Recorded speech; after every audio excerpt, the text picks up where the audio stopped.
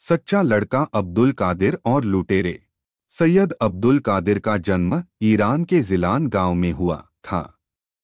उनके पिता की मृत्यु शैशवावस्था में ही हो गई थी। उसकी मां ने उसे पाला। बालक अब्दुल कादिर की बचपन से ही शिक्षा में रुचि रही है। जिलान गांव के पास उच्च शिक्षा की कोई सुविधा नहीं थी। गांव में अपनी शिक्षा पूरी करने के बाद उन्होंने बगदाद जाने का फैसला किया। उच्च शिक्षा का केंद्र बगदाद में था।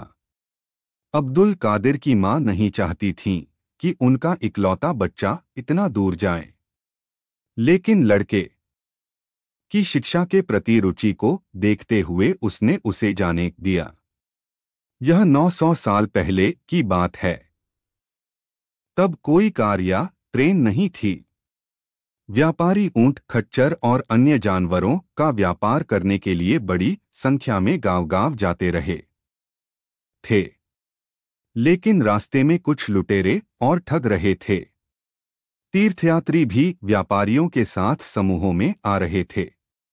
व्यापारियों का एक दल बागलान से बगदाद के लिए निकलने वाला था।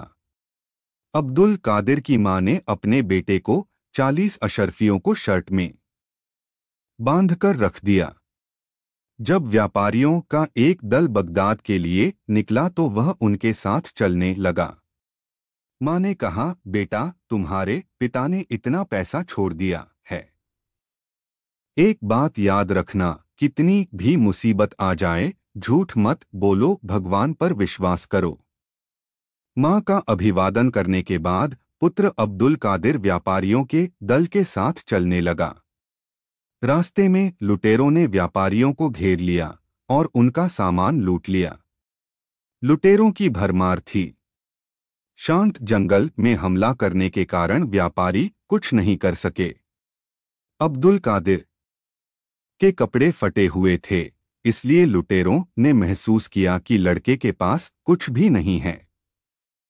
जब लुटेरों ने व्यापारियों को लूटना शुरू किया तो लुटेरों में से एक ने अब्दुल कादिर से पूछा, बेटा, तुम्हारे पास क्या है? अब्दुल कादिर को अपनी मां की कहानी याद आई और उन्होंने बिना किसी डर से कहा, मेरे पास ऐसे 40 हैं। लुटेरे को लगा कि लड़का मजाक कर रहा है। वे गुस्से में थे, लेकिन लुटेरे तब हैरान रह गए जब अब्दुल कादिर ने अपनी बनियान उतारकर उन्हें दिखाई।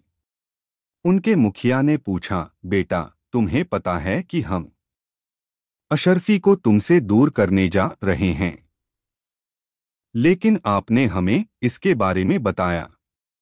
अब्दुल कादिर ने कहा, मेरी मां ने मुझे झूठ बोलने के लिए नहीं कहा। मैं अशरफी को बचाने के लिए झूठ कैसे बोल सकता हूं?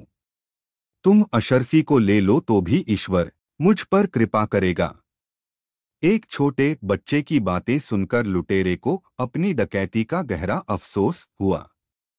उन्होंने अब्दुल कादिर को अशरफी को लौटा दिया, सभी व्यापारियों का माल लौटा दिया और लूट का काम छोड़ दिया। इस प्रकार एक लड़के ने सच्चाई का सामना किया और लुटेरों को पाप से बचाया। शिक्षा सच्चाई का फल हमेशा मीठा होता है।